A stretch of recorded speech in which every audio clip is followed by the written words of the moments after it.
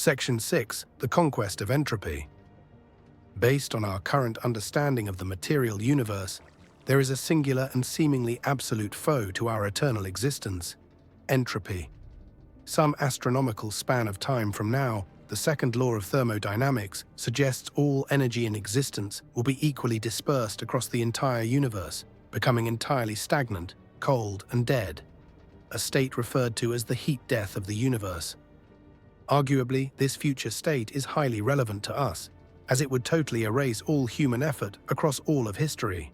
To highlight the implications of this, it would not matter if mankind went extinct tomorrow or if we made a galaxy-spanning civilization that lasted millions of years.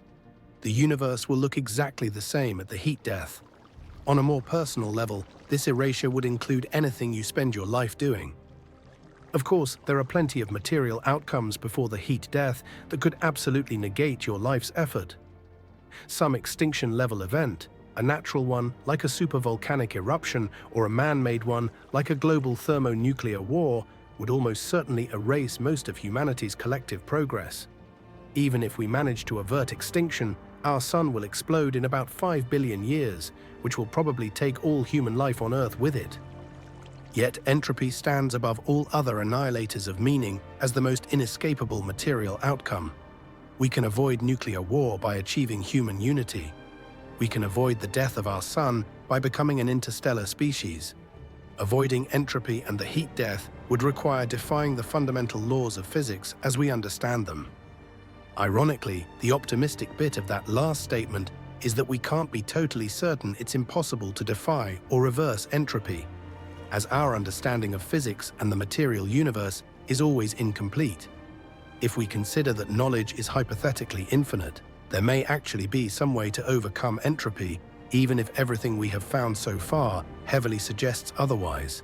After all, the course of scientific development always overturns long-time notions. Just as spaceflight was deemed impossible for most of human history, glory has always come to those bold enough to challenge the unknown. And now we routinely send people to the stars.